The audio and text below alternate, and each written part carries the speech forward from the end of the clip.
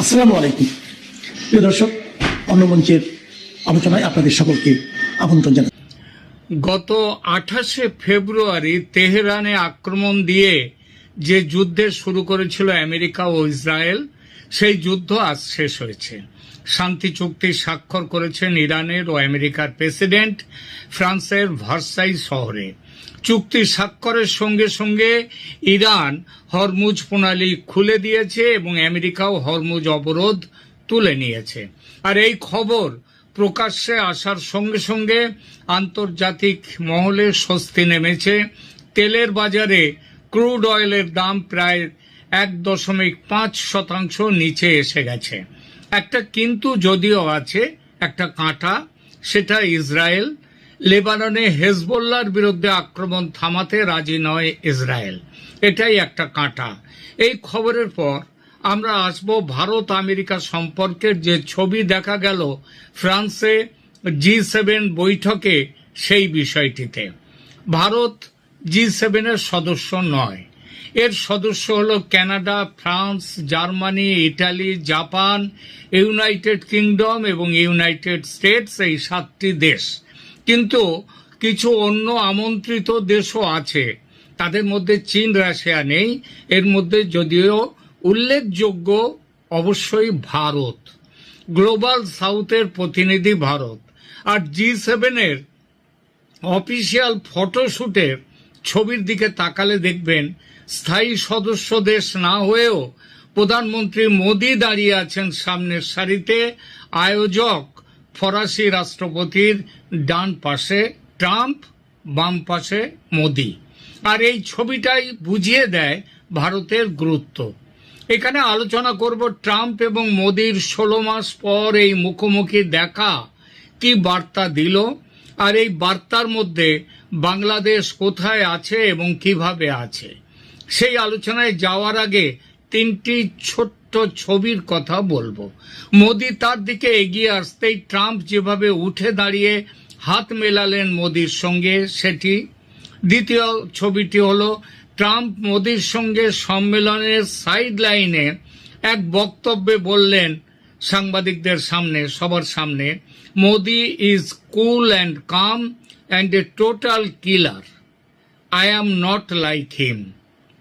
এবং তৃতীয়টি, ট্রাম্প এটাও বলেছেন, we don't have a contract, but if they were attacked we would be there to help them.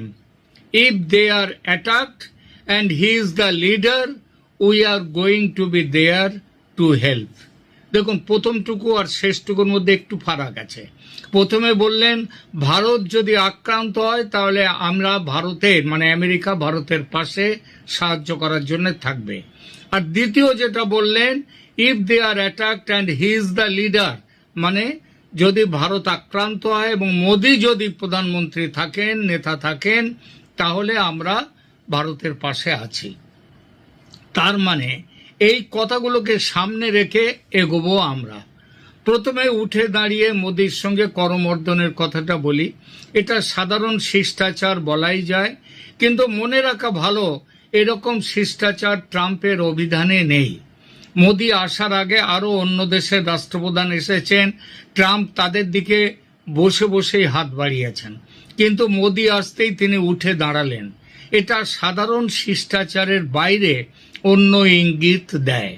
এই ইঙ্গিত কোর্স কারেকশনের, মানে যে পথে চলছিল ভারত আমেরিকা সম্পর্ক, যার জন্য দায় মূলত আমেরিকার, ট্রাম্প সাহেবের, সেইটা শুধরে নেয়ার ইঙ্গিত দিলেন।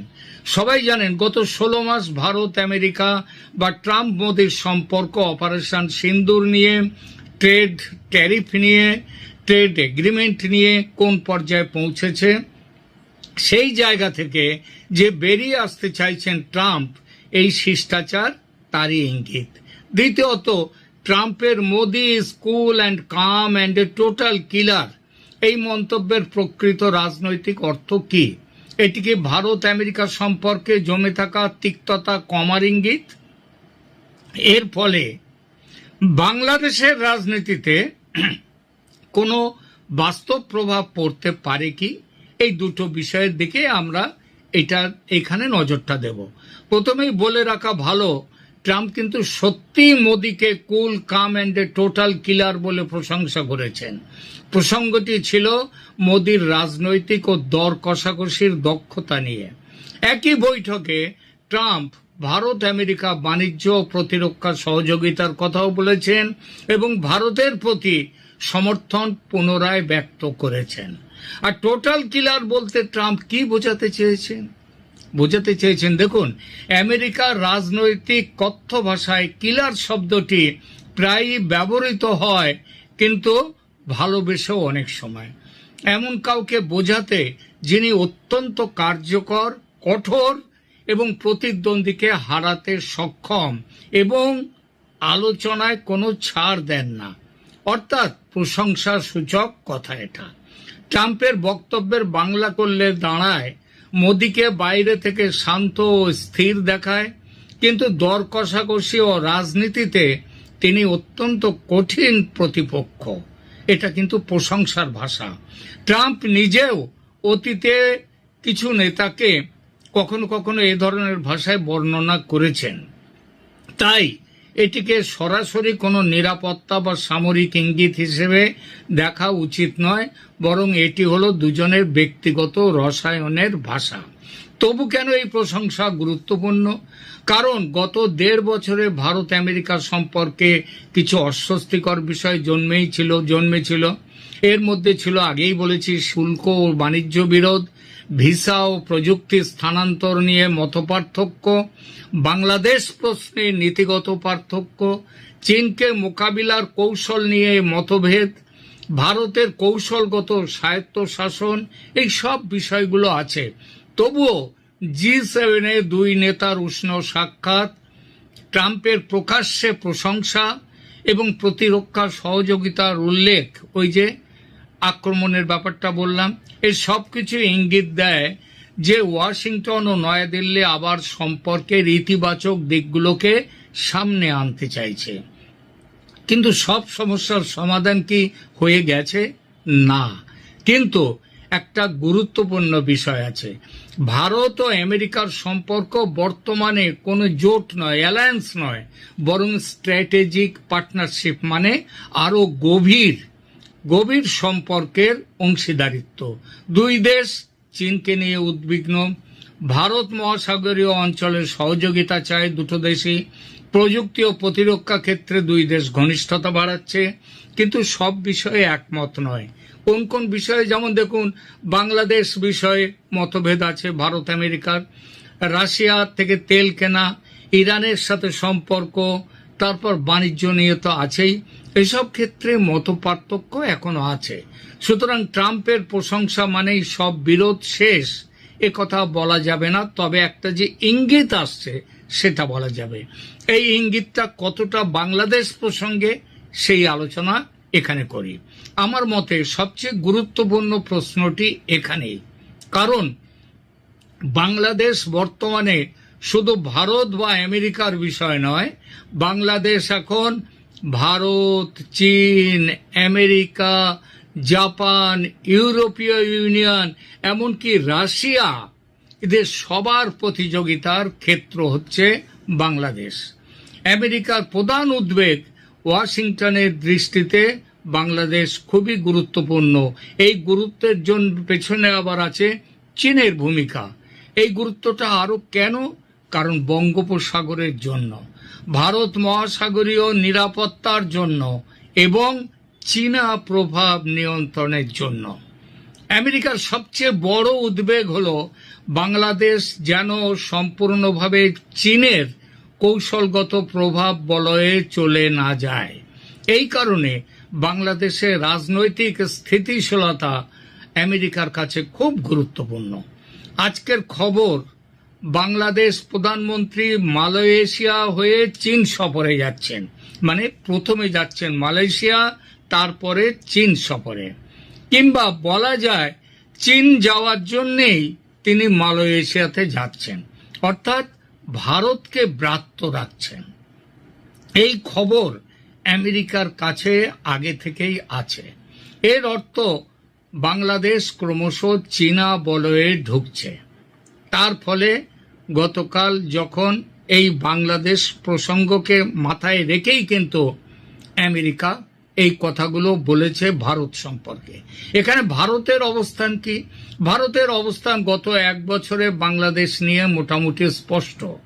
নয়াদিল্লি চায় বাংলাদেশে এমন একটি রাজনৈতিক বন্দোবস্ত হোক যেখানে নির্বাচন হবে অন্তর্ভুক্তিমূলক, সেখানে আওয়ামী লীগকে বাদ দিয়ে নির্বাচন হবে না এবং আন্তর্জাতিক গ্রহণযোগ্যতা থাকবে।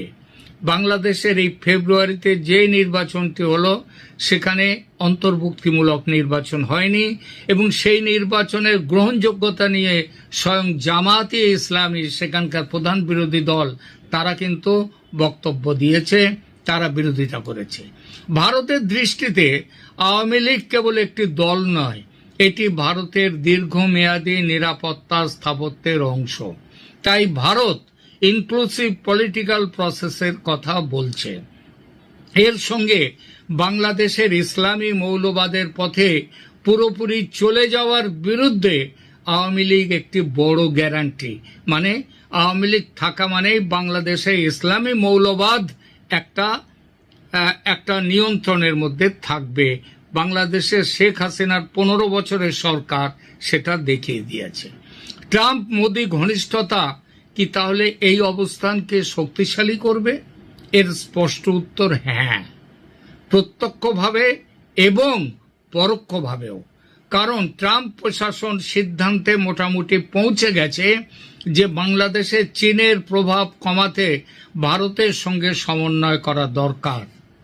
না হলে বাংলাদেশ সম্পর্কে, এই ভারত সম্পর্কে ওই কথাটা বলতেন না ট্রাম্প সাহেব যে মোদি কাম অ্যান্ড কুল অ্যান্ড টোটাল কিলার, এবং তারপরেই তিনি আবার এটাও বলতেন না ভারত আক্রান্ত হলে আমরা পাশে।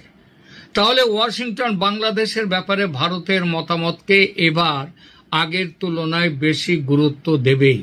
এটি বাংলাদেশের রাজনৈতিক সমীকরণে প্রভাব ফেলবেই। তাহলে কি আওয়ামী লীগের প্রত্যাবর্তনের সম্ভাবনা বাড়বে? এর উত্তর হলো অবশ্যই, কারণ সেটাই স্বাভাবিক।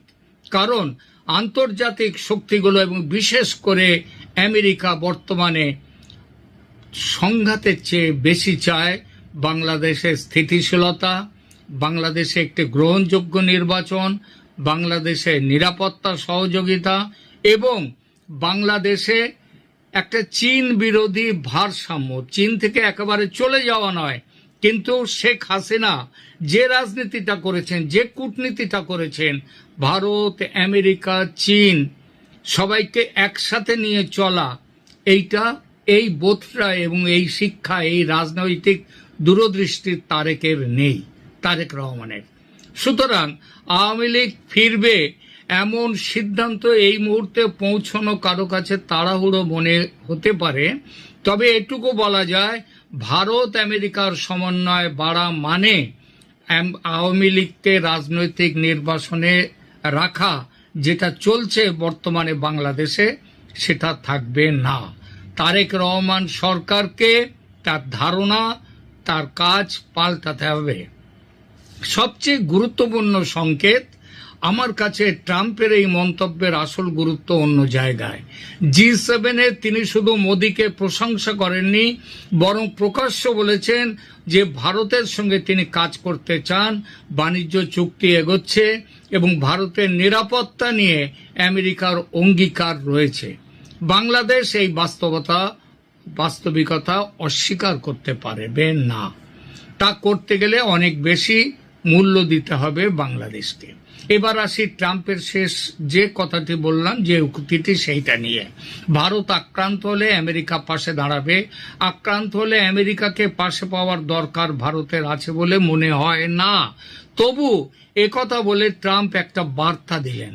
বার্তা যেমন ভারতের উদ্দেশ্যে, তেমনি বার্তা চীনের উদ্দেশ্যে। বলা হলো ভারত আমেরিকার সম্পর্ক ভাঙেনি। পাকিস্তানের উদ্দেশ্যে বার্তা দেয়া হলো ভারত আমেরিকার অংশীদারিত্ব বহাল আছে, সম্পর্ক অটুট। এবং ঢাকার উদ্দেশ্যে বার্তা দেয়া হলো চীন থেকে দূরে থাকো, ভারতের সাথে লড়াইতে নেমো না। কারণ ওয়াশিংটন ও নয়াদিল্লি আবার কাছাকাছি। তাই উপসংহার এইবার আসি, ট্রাম্পের Modi is cool and calm and a total killer মন্তব্যটিকে কেবল ব্যক্তিগত প্রশংসা হিসেবে দেখলে ভুল হবে। এটি মূলত মোদিকে একজন কঠোর, দক্ষ, সফল, দর কষাকষি করতে পারেন এমন নেতা হিসেবে স্বীকৃতি দেয়া। একই সঙ্গে এটি ইঙ্গিত দেয় যে ট্রাম্প প্রশাসন ভারতের সঙ্গে সম্পর্ককে আবার অগ্রাধিকার দিয়ে মধুর করতে চাইছে। বাংলাদেশের ক্ষেত্রে এর তাৎপর্য অপরিসীম। ওয়াশিংটন ভবিষ্যতে বাংলাদেশ নীতি নির্ধারণে ভারতের উদ্বেগকে আগের তুলনায় বেশি গুরুত্ব দেবে এবং সেই গুরুত্ব দেওয়ার পথে অবশ্যই আওয়ামী লীগকে নিয়ে অন্তর্ভুক্তিমূলক নির্বাচন করতে হবে। ভারতের যে দাবি গত কয়েক মাস ধরে চলছে, সেই দাবিতে আমেরিকা সিলমোহর দিতে বাধ্য। একটি বিষয় স্পষ্ট, যদি ট্রাম্প ও মোদির ব্যক্তিগত রসায়ন আবার 2019-20 সালের স্তরে ফিরে যায়, তাহলে বাংলাদেশ প্রশ্নে ভারত আমেরিকা একযোগে ভাববে, একসাথে এগোবে। এখনকার মতো এ পর্যন্ত। ধন্যবাদ।